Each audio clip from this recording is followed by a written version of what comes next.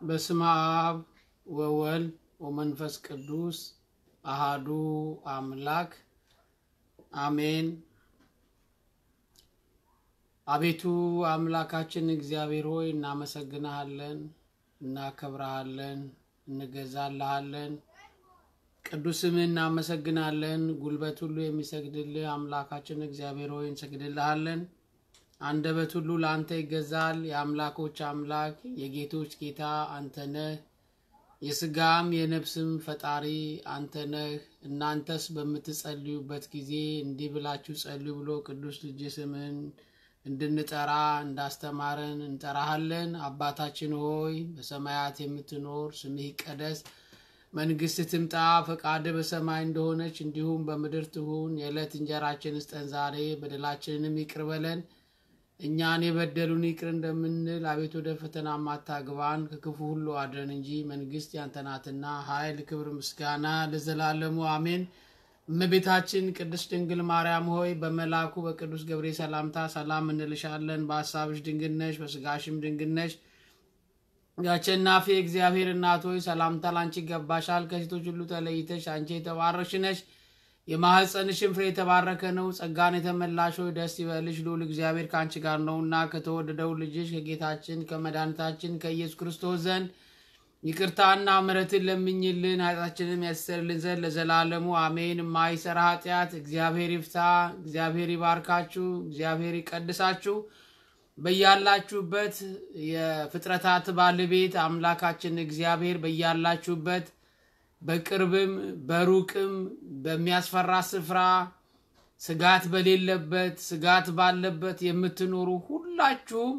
ሚስጥርን የሚያውቅ አምላክ፣ መከራን የሚያውቅ አምላክ፣ ችግርን የሚያውቅ አምላክ መድኃኒታችን ኢየሱስ ክርስቶስ በያላችሁበት የሚያጽናና የሚያረጋጋ የሚያበረታታ ቅዱስ መንፈሱን ኃይሉን ይላክላችሁ። ከመከራ ስጋ ከመከራ ነፍስ ይሰውራችሁ፣ እግዚአብሔር ይጠብቃችሁ። የእናታችን የድንግል ማርያም ስደቷ መከራዋ በልባችን ውስጥ እንዲያድር ደግሞም በረከት እንድናገኝበት ረድኤት እንድናገኝበት የኃጢአት መደምሰሻ የዲያብሎስ መውረሻ እንዲያደርግልን ምናዘክረውን ምናስባትን ሁሉ እንዲቀበልልን አምላካችን እግዚአብሔር ክብር ምስጋና ለስሙ ይሁን። ዛሬ ትላንትና ካቆምንበት ትምህርታችን እንቀጥላለን። ያው የያዝነው ጥናት ስለሆነ በደንብ ያየን ስለምንሄድ አንድ ምዕራፍ ላይ ብዙ ጊዜ መቆየት ግዴታ ይኖርብናል። ምንም ያስቸኩል ነገር የለም፣ ቃለ እግዚአብሔር ነውና ቀስ እያልን እንማራለን። በዚህ መልኩ ነው የምንሄደው ማለት ነው። ዛሬ የምንጀምረው ከሁለተኛው ፈተና ነው የምንጀምረው። ፈታኙ ሰይጣን ዲያብሎስ ጌታችን መድኃኒታችን ኢየሱስ ክርስቶስን በዚህኛው በመጀመሪያው ድል ካደረገው በኋላ በዳቦ ሁለት ድንጋይ ይዞ በዳቦ ከፈተነው በኋላ ሰው በምግብ በእንጀራ ብቻ አይኖርም በእግዚአብሔር ቃል ጭምር ብሎ በብሉይ ኪዳን የተጠቀሰውን ያው እንዳያችሁት በዘዳግም ላይ የተጠቀሰውን ጠቅሶ አዋርዶታል፣ አሳፍሮታል። በዛ ምክንያት እንግዲህ አምላካችን እግዚአብሔር በዘዳግም ምዕራፍ 8 ቁጥር 3 ላይ ያለውን ጠቅሶ አሳፍሮታል። አሁን ደግሞ ሌላ ሁለተኛ ፈተና ያመጣል ማለት ነው። ያንን እንመለከታለን። እንግዲህ ሁለተኛው ፈተና ምንድነው እሱ የሚለው ወምዝ ነሶ ወወሰዶ ውስተ ቅድስት ሀገር። ከዚህ በኋላ ዲያብሎስ ወደ ቅድስት ከተማ ወሰደና እርሱን በመቅደስ ጫፍ ላይ አቁሞ ይላል። እንግዲህ ተመልከቱ። አሁን አዛዥ ዲያብሎስ ሰይጣን፣ ታዛዥ ጌታችን መድኃኒታችን ኢየሱስ ክርስቶስ ይመስላል ስታዩት። ቃሉ ምንድነው የሚለው? ወደ መቅደስ ወሰደውና እዛ አቆመው ይላል። ፈቃዱ ነው የወሰደው። ፍላጎቱን ምንድነው ይጨርስ ነው የሚለው። ምክንያቱም ብዙ ጊዜ አሸናፊነት በአንደኛው በኩል ያለውን ጦር ወርውሮ እስኪጨርስ ድረስ ይጠብቃል። ትግስት እንደዚህ ነው። ያው መከራን እንደዚህ ነው የምትታገሱት። አሸናፊ የምትሆኑት በትግስት ታግሳችሁ ነው። እና ጌታችን መድኃኒታችን ኢየሱስ ክርስቶስ በአንዱ ፈተና ድራሹን ማጥፋት ይችላል። ግን የሚያሳየው ነገር አለ የሚያስተምረን ነገር አለ ለኛ አብነት የሚያደርገው ምሳሌ የሚያደርገው አለ ስለዚህ እንደገና አሁን ደግሞ ከፍ ባለ ወደ ቅድስት ከተማ ወስዶ እርሱን በመቅደስ ጫፍ ላይ አቆመና ምን ይለዋል መቼስ አንተ በመንገድ ሁሉ ይጠብቁ ዘንድ መላእክቱን ስላንተ ያዛቸዋልና እግርህን በድንጋይ እንዳትሰናከል በእጆቹ ያነሱሃል የሚለውን የመጽሐፍ ቃል ታውቃለህና እንግዲህ ከዚህ ራስ እንድትወረውር ከዚህ ዘለህ እንድትወረወር መቅደሱ ጫፍ ላይ አውጥቻለሁኝ ከላይ መላእክት ያነጥፉልሃል ይቀበሉሃል ተወርወር እስቲ ልህ አለው ተመልከቱ እና ይሄንን ነው ሁለተኛ ፈተና አድርጎ ያቀረበው በዚህ ዙራ ላይ ጥቂት እናጠናና ወደ ሶስተኛው ክፍል እንገባለን እንግዲህ ፍላጎቱን አይቶ ነው የሄደለት እንጂ እሱ አይወስደውም እሱ የገፋ አይወስደውም እያስገደደም አይወስደውም ግን የዲያብሎስ ፍላጎት ገና እንዳላለቀ እንዳልተቋጨ በድንጋዩ ዳቦ ይሁን ብቻ የሚቆም እንዳይደለ ስላወቀ ፈቃዱን ይከታተለዋል ምንድነው ይቀርህ ደግሞ ይለዋል በእሱ ባወቀ ይሄድለታል እሱ ራሱ ወዶ በፈቅዶ በሄደበት ስፍራ ነው እንግዲህ ይሄንን አስመስሎ በቤተ መቅደስ ትልቅ ጫፍ ላይ አቆሞ ከዛ መላእክት አንተ ይነጠፉልሃል ይወድቁልሃል ይዘረጉልሃልና ገብተህ ወደዚህ እምር ብለህ ብትወድቅ ነው የሚለው እንደውም በጣም የሚገርማችሁ ከዚህ ዝለልና ውደቅ ከዚህ ዘለህ ተወርወር እንይስቲ አባትህ ያድንህ እንደሆነ አባትህ ይደርስልህ እንደሆነ እንይ ነው የሚለው ምክንያቱም የቆጨው የበቀደሙ የትላንትናው መልስም ይቆጨዋል አዎ የእግዚአብሔር ልጅ ከሆንክ ብሏል አዎ እና ያከብዶታል ከንክኖታል አሁንም እግዚአብሔር ያድንህ እንደሆነ ነው እግዚአብሔር ያድንህ እንደሆነ መላእክቱን ስላንተ ያዛቸዋል በእግርህም በድንጋይ እንዳትሰናከል በእጆቻቸው ያነሱሃል የሚል ቃል አለ የት ነው ያለው ይሄ መዝሙር 90 ቁጥር 11 ላይ ልብ አድርጉ ይሄ ቃል ያለው መዝሙር 90 ቁጥር 11 ላይ ነው አዎ በትክክለኛው መጽሐፍ ቅዱስ መዝሙር 90 ላይ ነው ይሄ በተበረዘው መጽሐፍ ግን 91 ላይ ነው አንድ ምዕራፍ አውቀው ይበርዙታል እንዳታገኙት ነው እውነተኛውን ቁጥርና ምዕራፍ እንዳታገኙት በአንድ ምዕራፍ እየበረዙት እየመቱት ይሄዳል እና ተጠንቀቁ እኔ መሰጣችሁ በትክክለኛው የመጽሐፍ ቅዱስ ገጽ ነው መሰጣችሁ እና አንድ ቀላል አማርኛ ትርጉም የማያስፈልጋቸው ተብለው የወጡ መጽሐፍ ቅዱስ አትጠቀሙ እነሱ የሌሎች ናቸው እና እሱ ላይ አሁን ይሄን ቃል የምታገኙት 91 ምዕራፍ ላይ ተመልከት ቃሉንም እንደዚህ አይቀመጥም አበላሽተውት ነው የሚያስቀምጡ እና እሱ ራሱን የቻለ ትምህርት ነው ሰፊ ነው ሌላ ጊዜ ራሱ ብንማረው ደስ ይለኛል እና መዝሙር 90 ላይ በመንገድ ሁሉ ይጠብቁ ዘንድ መላእክቱን ስላንተ ያዛቸዋል የሚለውን ቃል ያነብለታል ይጠቅስለታል ማን ነው የሚጠቅሰው ሰይጣን ነው የሚጠቅሰው ጥቅስ ነው የሚጠቅሰው ስለተባለ ስለተጻፈ ከዚህ ራስን ተወርወር ከዚህ ደግሞ አንተ ዝለል አባትም እንዲያድንህ እኒ መላእክትም ሲነጠፉልህ እኒ ይለዋል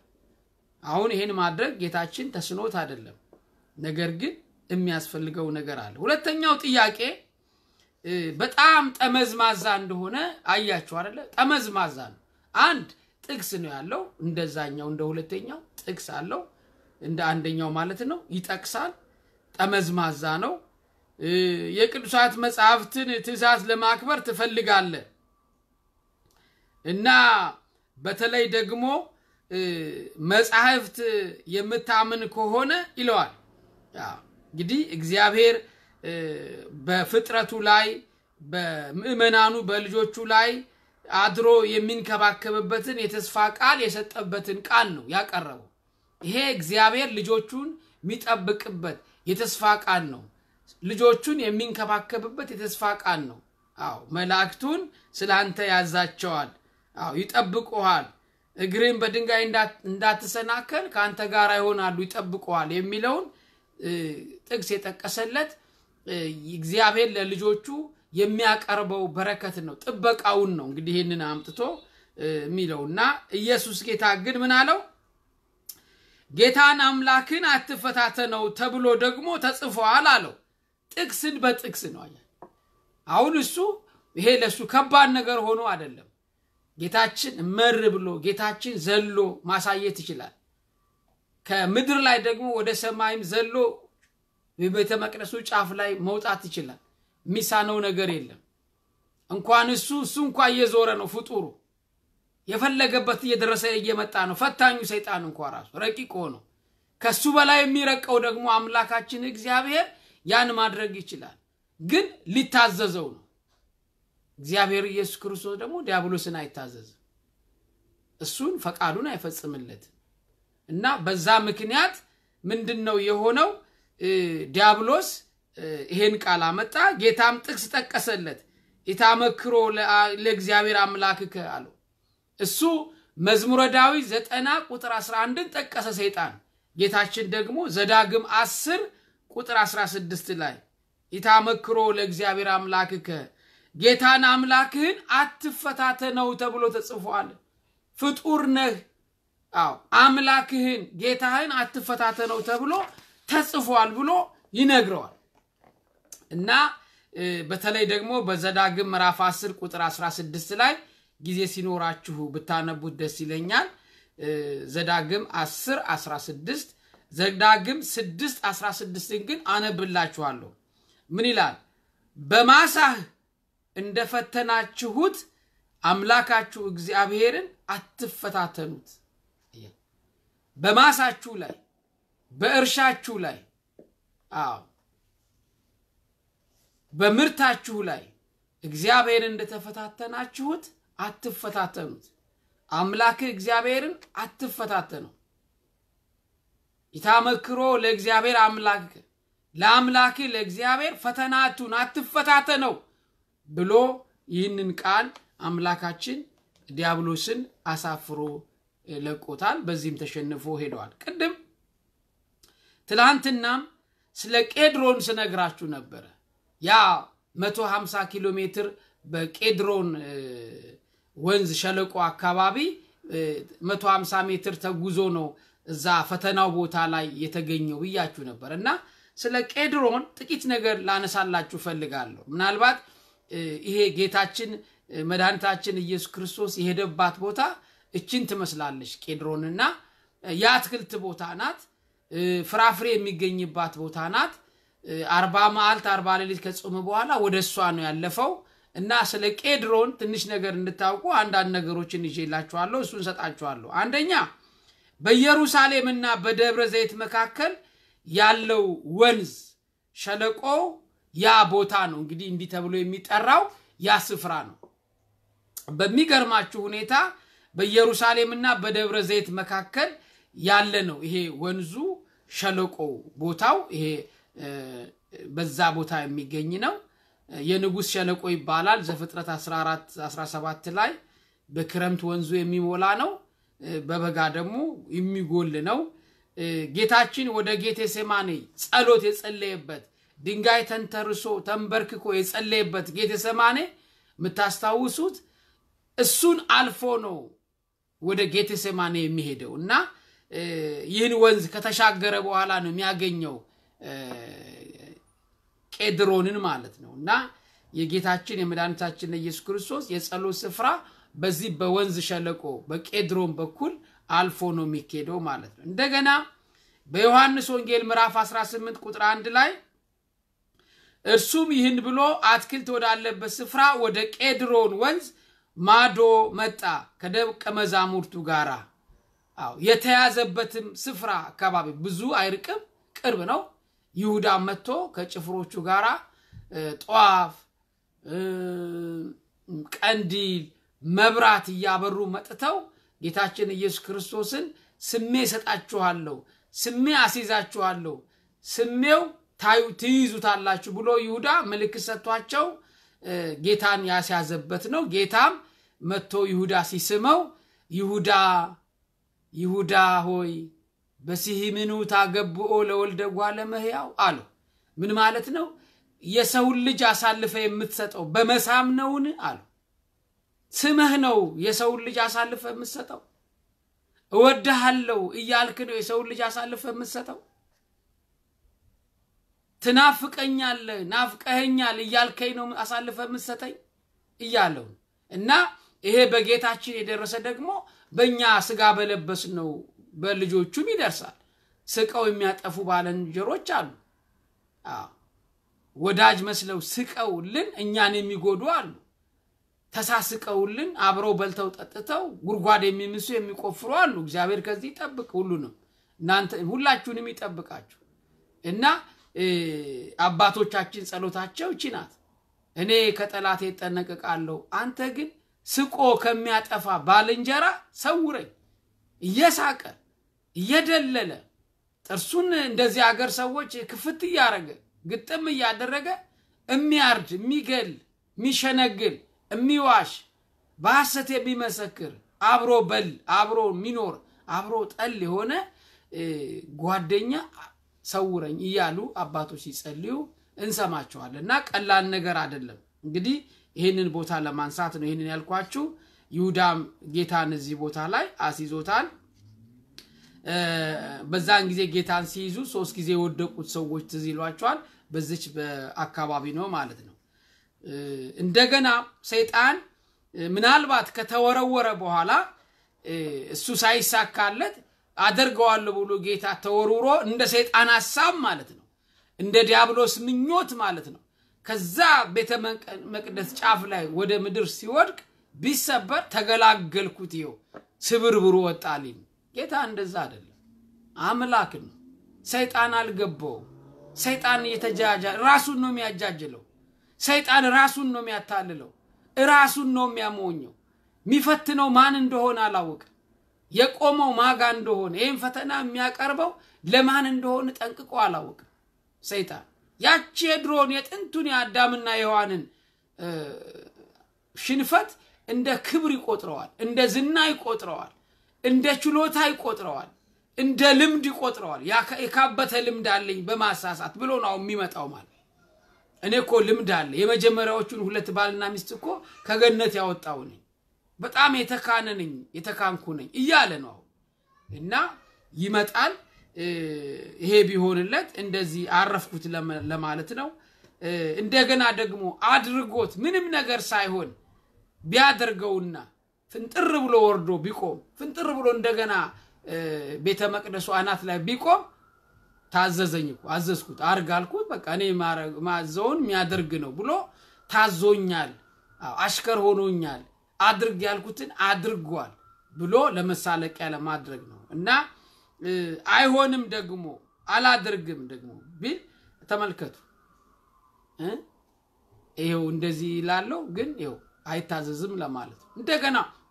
ባያደርገው ኖሮ እንደገና አድርጎ ደግሞ አሳፍሮ ቢያሳየው ደግሞ በሌላ በኩል ደግሞ ምታት ነው እሱ አይደለም እንደው በአስመስሎ ነው እንጂ እንደዚህ ያደረገው የዘለለው ራሱ አይደለም ልክ አይደለም እሱ አይደለም ብሎ ወሬ ለማውራት ነው ከዛ እግዚአብሔር ደግሞ ያው እንዳልኳችሁ በዘዳግም ምዕራፍ 6 ቁጥር 16 ላይ ያለውን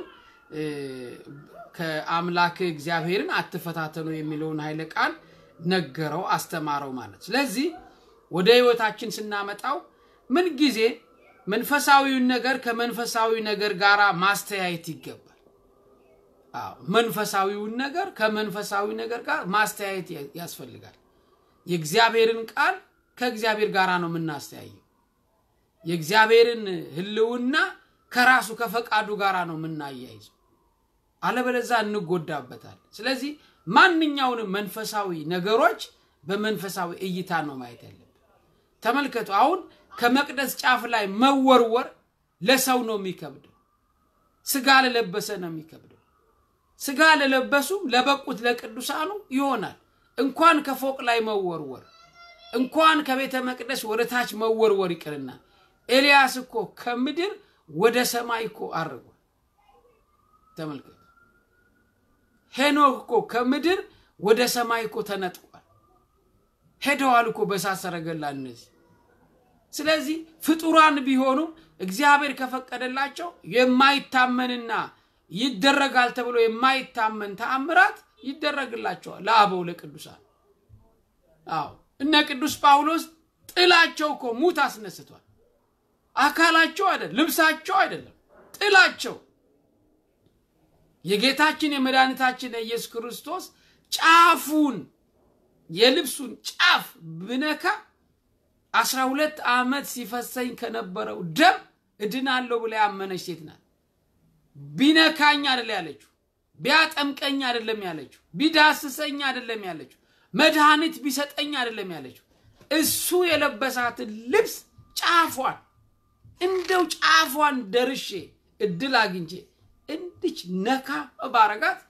እፈወሳለሁ የ12 ዓመት ደም ብላ ያመነች ሴት ነው በዛ ሁሉ ግፊያ መካከል ሄዳ እንደምንም በእምነት በቅድስና ያለምንም ጥርጥር እጇ እንደምንም ዘርግታ በሚጋፉ ሰዎች መካከል ልብሱን ነካቸው ሰበሰበች እጇን በቃ ጨረሰች በቃ ቃሏ ያ ነበር ተሳካላት ጌታ ግን ዘወራልና ማን ነው የነካኝ አለ አያችሁ እሱ ያውቃል እሷ ደግሞ መንካቷን ብቻ ነው የምታውቀው እሱ ግን በዛ ሁሉ በሚጋፉ ሰዎች መካከል ጨርቋን ነው የነካችው ልብስ ንክት አርጋ ነው ጌታ ግን አወቀ ማን ነው የነካኝ ኃይል ሲወጣኝ ታይቶኛል ደቀ መዛሙርቱ ግን ጌታ ሆይ ምን ማለት ነው እንዴ ምን ማለት ምን ይያልከ ነው ይሄ ሁሉ ሺህ ህዝብ እየተጋፋ ማነካኝ ትላል እኛኮ ምን ከላከለው አንተን እኮ እንተኛ ይሄ ሁሉ እኮ ሰው የሚጋፋው ቀላል መሰለን ወዲ ስትሄድ በቃ አንዱ ይነካል እንደዚህ ነው እንጂ ይሄ ሁሉ ሰው የተጋፋ እንዴት ነካኝ ትላል አይ ኃይል ሲወጣኝ አይቻል ምን ሲወጣ ምህረት ምን ሲወጣ ቸርነት ምን ሲወጣ 12 ዓመት የፈሰሰ ደም እንዲቆም ትእዛዝ ሲወጣ በልብሱ አማካኝነት ጌታ ያውቃል ተመልከቱ እና ይሄን ያደረገ አምላክ ሚሳነው ነገር የለም የ38 ዓመት መጻጉን ተሸክማ አልጋን ሂድ ያለ አምላክ ሚሳነው የለም አዎ ከ3 ቀን መቃብር እምር ብሎ የተነሳው ጌታችን መድኃኒታችን ኢየሱስ ወተንሳ ከእግዚአብሔር ከመዘንቃ እንዋም የተባለው እንደተኛ እንዳንቀላፋ ጎልማሳ ብድግ ብሎ ተነሳ እኮ ነው የተባለው ስለዚህ ይሄን ሁሉ ያደረገ አምላክ ዲያብሎስ የሚያመጣቸውን ጥቃቅን ፈተናዎች የማያልፎ ነው አይደለም ነገር ግን ምክንያት አለው አዎ እግዚአብሔር አምላክን አትፈታተነው አዎ ሰው በእንጀራ ብቻ አይኖርም በእግዚአብሔር ቃል እንጂ እያለ ቃሉን በቃለ እግዚአብሔር እየመለሰ ያሳፈረ እንዲሄድ ካጠገቡ አድርጎታል ማለት ነውና እንግዲህ የእግዚአብሔርን ቃል በጣም ማክበር አለብን ይሄንን ነው እንግዲህ እዚህ ላይ የምንመለከተው ገሰጸው አምላክ እግዚአብሔርን አትፈታተነው አለው እሱም ከዛ ተነስቶ ሄደ ሶስተኛውን ደግሞ ፈተና እናጥና ከዚህ በኋላ ዲያብሎስ ረጅም ወደ ሆነ ተራራ ወሰደው ከዚህ በኋላ ዲያብሎስ ረጅም ወደ ሆነ ተራራ ወሰደው ተመልከቱ ደግሞ የዓለምንም መንግስታት ሁሉ ክብራቸውን አሳይቶ ወድቀ ብትሰግድልኝ ይህ ሁሉ እሰጣለሁ አለ ተመልከቱ አሁን ደግሞ ወደቅና ስገድልኝ አምልክ ሊል ነው ተመልከቱ አዎ ተግባራዊ ስራ ሊለው ነው ይሄ ደግሞ በጣም የሚያስጠላና እንደው ደፍረት የተሞላበት ፈተና ነው ከዛ ወአራዮ መንግስታተ ሁሉ ዓለም ግዛቱን ሁሉ አሳየው ምንድነው ያሳየው ዲያብሎስ የሚታይ ያስመስሎ በመታት እንስሳቱን አራዊቱን ተመልከቱ ፈረስ በቁሎውን ሰረገሎኞቹን አስመስሎ አሳየው ክብብ አድርጎ የተደመመ በቃ ልክ ንጉሰ ነገስት መስሎ እሱ አሳየው ምንድነው የሚለው ከዚህ ሁሉ በኋላ ዲያብሎስ ረጅም ወደ ሆነ ተራራ ወስዶ የዓለምን መንግስታት ሁሉ አይሳየው አያቸው እነዚህ ሁሉ ነኔ ምገዛቸውና አንተ ወድቀ ብትሰግድልኝ ይሄን ሁሉ ሰጣሃለሁ አለ ተመልከቱ ዓለምን የፈጠረውን አምላክ ዓለም ሁሉ የሲሆነውን አምላክ አንዲት የደመቀች ከተማ ያሳየዋል ጅል ነው ሙላችሁ ለዚህ ነው በቃ ዲያብሎስ እርባና የሌለው ፈተና እንደሚያመጣ በክርስቶስ ላይ ማሳያችሁ ለዚህ ያቺ ደመቀችውን ኢየሩሳሌም ከተማ ላይ ያለች ቤተልሔም ያለችውን በቃ ትንሽ ፎቅ የተሰራችባትን ከተማ ያሳየዋል እሱ ግን የዓለማት ጌታ ነው እሱ ግን የአየራት አምላክ ነው የባህሩ አምላክ ነው ከባህር በታች ከውቅያኖሶቹ በታች ያለውትን ሁሉ የፈጠረ አምላክ ከሰባቱ ሰማያት በላይ ነው ከኢዮር ከኤረር ከራማ በላይ ነው የፍጥረታት ሁሉ ጌታ ነው የንጉሶች ንጉስ ነው የኃያላን ኃያል ነው አላወቀው እና ከዚህ እንደ ወድቀ ብትሰግድልኝ ይሄን ያየውን ከተማ በሙሉ ሰጣለሁ ደሃርጎታል ፈጣሪው አዎ ቤት የሚያከራይ አድርጎታል ቤት አከራይ ሊያረጋው ነው ባለ ፎቅ ሊያረጋው ነው ጌታ ተመልከቱ እሱ መስቀል ላይ ነው ዙፋኑ ክብሩ እዚህ ላይ ነው ቤቱ እዚህ ላይ ነው ንግስናው እዚህ ላይ ነው ስልጣኑ እዚህ ላይ ነው ኃይል የሚሰራው እዚህ ላይ ነው ማዳን የሚፈጽመው እዚህ ላይ ነው ዓለምን የሚያድነው እዚህ ላይ ነው እና ዲያብሎስ ይጃጃል ይሄን ከተማ ሰጣሃለሁ ሁሉ በእጁ የሆነው አዎ እና በተለይ ደግሞ እኛ በቤተ ክርስቲያን አሁን እንኳን ያው እንደምታዩት ናፍቆናን ሁላችንም በቅዳሴ ከወንጌል በፊት 3 የሚነበቡ መንባባት አሉ አንደኛው ምክትሉ ንፍቅ ካህን ነው ሁለተኛው ካህን ይባላሉ እሳቸው የሚያነቡት የሐዋርያት መልእክት የሐዋርያት ሥራ ይነበባል መጀመሪያ ግን የሚነበበው የጳውሎስ መልእክት ነው ዋናው ሠራኤ ዲያቆን ያንን ያነባል ቀጥሎ ደግሞ ንፍቅ ዲያቆን ከመልእክታት ውስጥ ደግሞ እሱም አንዱን ያነባል እና ሠራኤ ዲያቆን ካነበበ በኋላ ምክትሉ ንፍቅ ዲያቆን ደግሞ ያነባል በሶስተኛ ደረጃ ንፍቅ ካህኑ ያነባሉ የሐዋርያት ሥራ እና በንፍቅ ዲያቆኑ ሁለተኛው ሆኖ የሚያገለግለው ዲያቆን ወንድማችን ካነበበ በኋላ የሚናገረው የሚያውጀው አዋጅ አለ ምንድነው የሚለው ስለ ዓለም ከንቱነት ነው የሚያውጀው ምን ይላል ኦ አህዌ ይታፍቅርዎ ለዓለም ወኢዛሃሎ ውስተ ዓለም ዓለሙኒ ሐላፊ ንብረቱኒ ሐላፊ እስመ ኩሉ ሐላፊ ውእቱ ብሎ ያውጃል ምን ማለት ነው ወንድሞች ሆይ እህቶች ሆይ ወገኖች ሆይ እዚህ ያላችሁ ሆይ ዓለምን አትውደዱ በዓለም ውስጥ ያለውንም አትውደዱ አትናፍቁ አትጎምጁ ዓለም ሐላፊ ናት በውስጥ ያለው ሁሉ ጠፊ ነው ረጋፊ ነው ተመልከቱ ዓለሙን ሐላፊ እስመ ኩሉ ሐላፊ ውእቱ ዓለም ታልፋለች በውስጥ ያሉት ሁሉ ያልፋሉ ተመልከቱ እና አባቶቻችን ይሄን የነገሩን ዓለም የምታልፍናት ምድር የምታልፍናት የምትቀየርናት ብለው የነገሩን ዲያብሎስ አሁን እዚህ ጋር ትንሽ ከተማ የደመቀሽ ከተማ ያሳየውና ለኔ ብትሰግድ ብታመልከኝ ወድቀ ብትሰግድልኝ ይሄን ሁሉ ከተማ ሰጣሃለሁ ለሰጪው ሰጣሃለሁ ይላል ለፈጣሪው ሰጣለሁ ይላል እና ይሄ ነው በጣም አሳዛኙ የዲያብሎስ ሽንፈት ይሄ ነው እና እዚህ ጋር ምንድነው ያለው እንግዲህ ሶስተኛ ላይ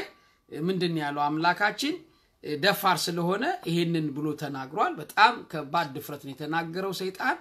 ብትሰግድልኝ እጅ ብትነሳኝን ሁሉ ሰጣሃለሁ ብለዋል ፈጣሪ ዓለማት ሁሉን ያዘጋጀ የፈጠረ ያከናወነውን አምላክ ነው የተዳፈረው ኢየሱስ ደግሞ በአቋራጭ መንገድ ወደ መንግስቱ የሚገባበት ጊዜ ራሱ የሚያቀው ነውና እሱ አሁን የመንግስትን ድል አድርጎ መንግስትን መውረስን ለማሳየት ነው የመጣበት አንድ ነገር ለማግኘት ነው ይሄንን አገኘ ለኔ ግን ስገድልኝ ይለው እና በእውነት በጣም አሳፋሪ ቃል ነው የተናገረው እግዚአብሔር እንግዲህ መጨረሻ ላይ ገስጸዋል ከዛ በፊት ሉቃስ 24:26 ላንብላችሁ ሉቃስ 24 ቁጥር 26 ምን ይላል ኢየሱስ ክርስቶስ ይህን መከራ ይቀበል ዘንድና ወደ ክብሩ ይገባ ዘንድ ይገባው የለምን አላቸው ወደ ምኑ ይገባ ዘንድ ወደ ክብሩ ይገባ ዘንድ አዎ ምን ካደረገ በኋላ መከራውን ካለፈ በኋላ ወደ ክብሩ ይገባ በአብ ቀኝ ይቀመጥ ዘንድ በፈጠረው ፍጥረት ላይ ሁሉ ይነግስ ዘንድ በፈጠረው ፍጥረታት ሁሉ ላይ ይከብር ዘንድ አያችሁ ይሄንን እንደው አንዱን ቃል ስናገር አንዱ ትዝ ይለኛልና በዮሐንስ ወንጌል ምዕራፍ 17 ቁጥር 5 ላይ እንዲህ የሚል አስረግጦ የሚናገር ኃይል ክብር ያለው ቃል አለ ላንብላችሁና በቃሌ ነው ምነግራችሁ እሱ ያው ቃሉን ስለያስኩት እንዳላነብላችኋል ምን ይላል ዮሐንስ 17 ቁጥር 5 ላይ ጌታ ኢየሱስ ክርስቶስ ነው እግዚአብሔር አብን ነው የሚለው እና አባት ሆይ ይላል እኔ በመድር ላይ ላደርገው የሚገባኝን ስራ በሙሉ ሰርቼ አከበርኩህ ይላል ልድገምላችሁ ጌታ ሆይ አባት ሆይ እኔ በመድር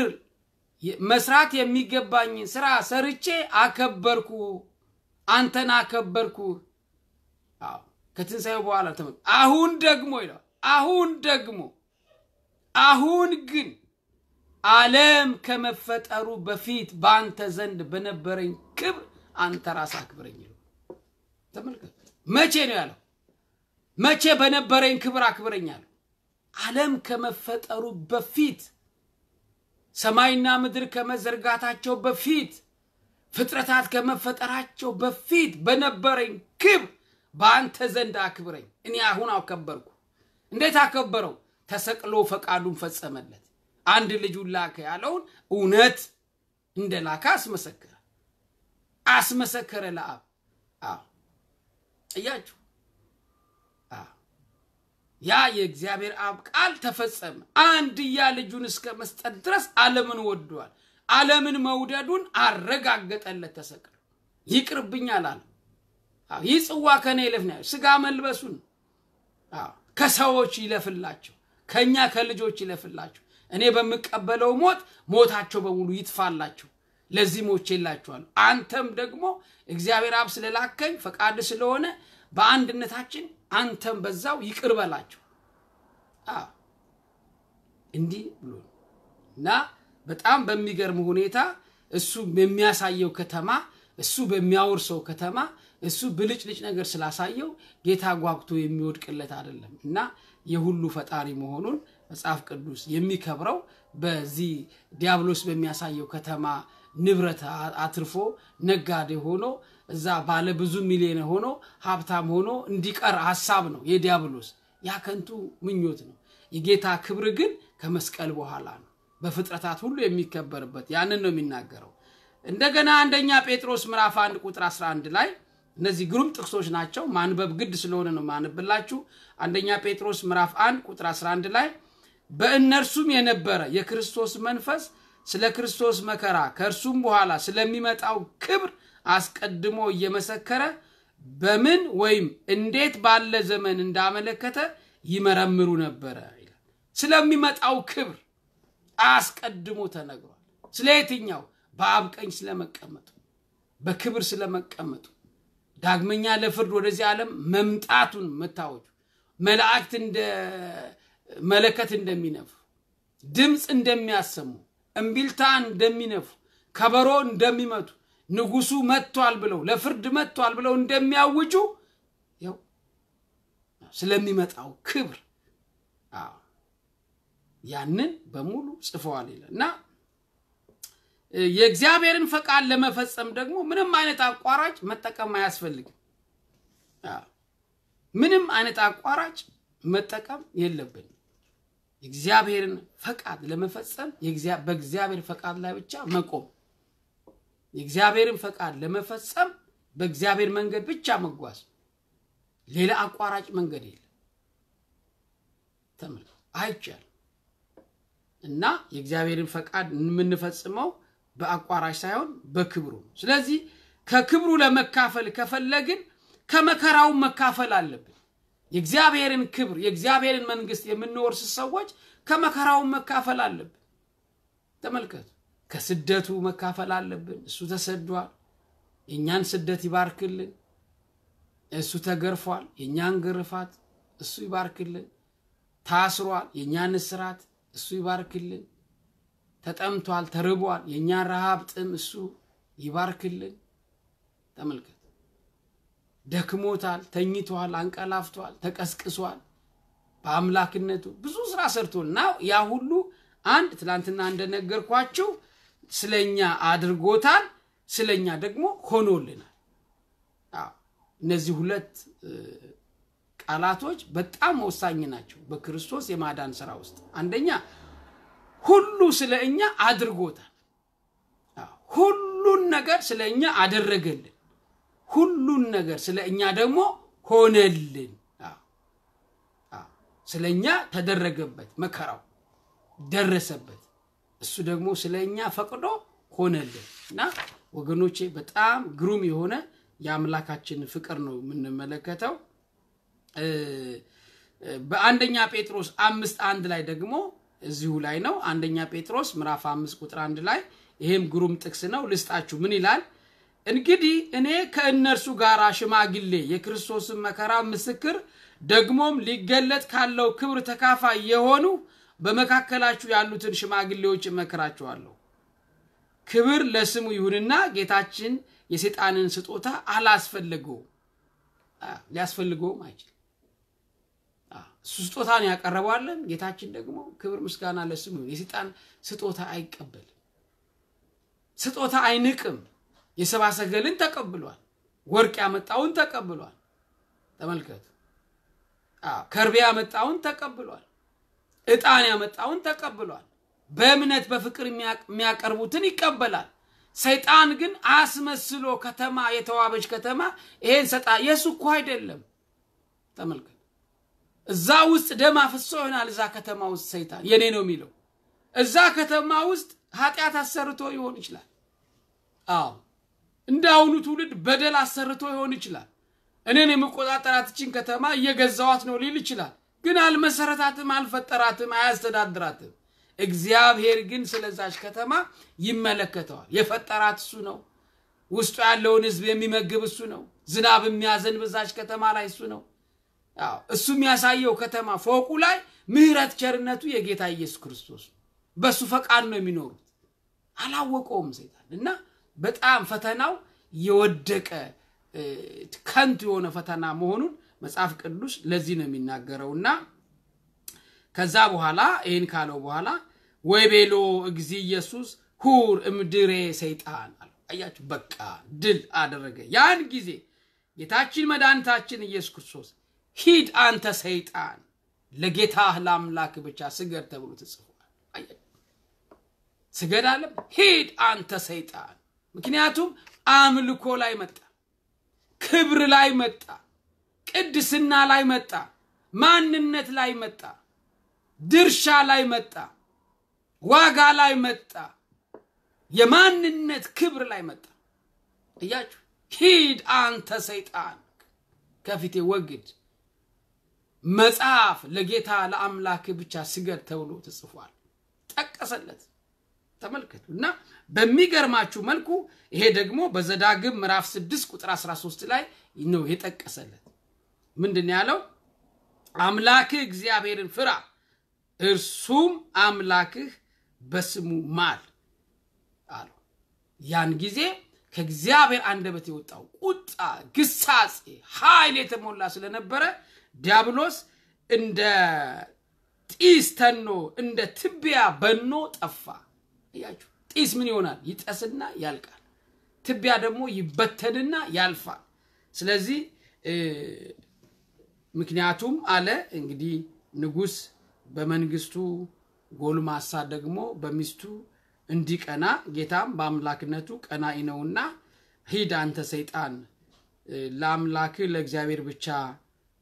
ስገድ አምልከው ተብሎ ተጽፏል አለው ወይቤሎ እግዚ ኢየሱስ ሁርም ድሬ ሰይጣን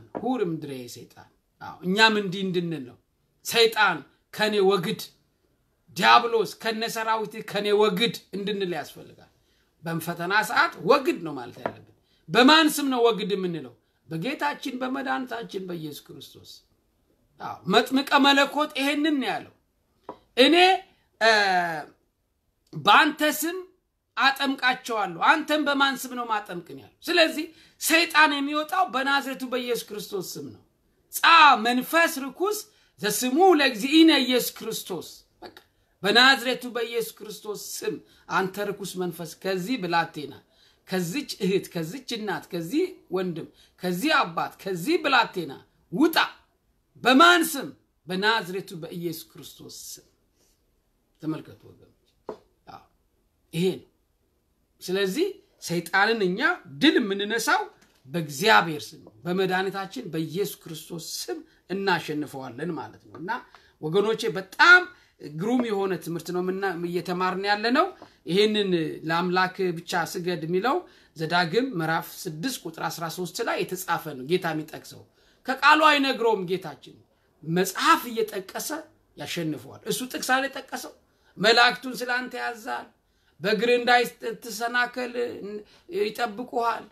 ተወርወር እግዚአብሔር አባት ያድንህ እያለ ነው የሚያሾፈው ስለዚህ እሱ ደግሞ በፍቅር መልሶታል ማለት እንግዲህ ሶስቱ አርስተ አጣው የሚባሉት አንደኛ ስስት ነው ያው የመጀመሪያው እንደምትመለከቱት ያልሰጡትን መሻት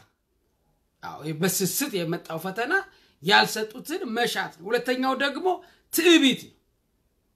ትዕቢት ሁለተኛው ደግሞ ትዕቢት ነው አያችሁ በጣም በትዕቢት የተሞላ መሆኑ የምታውቁት ምንድነው የሚለው ወደ ቅድስ ከተማ አውጥቶ ከዚህ ብትወድቅ መላእክቱ ይጠብቁሃል የሚል ከፍተኛ ትዕቢት እግዚአብሔር ያድንህ እንደሆነ ጌታ እግዚአብሔር ይጠብቅ እንደሆነ አሳየን ይያለ የትዕቢት ቋንቋ ይናገራል አምላክ ሆናለሁ ማለት ነው ሶስተኛው ደግሞ ፍቅረ ነዋይ ነው ተመልከቱ ፍቅረ ነዋይ ምንድነው እሱ ፍቅረ ነዋይ ያንን ከተማውን ሁሉ አሳየው ይሄን ሁሉ መንግስት አሳየው በዚህ ደግሞ አንተ ወድቀ ብትሰግድልኝ ይሄን ከተማ እንዳለ ሀብቱ ንብረቱን በሙሉ ትገዛለህ ታስተዳድራለህና እነዚህ የዳቦ ስስት ነው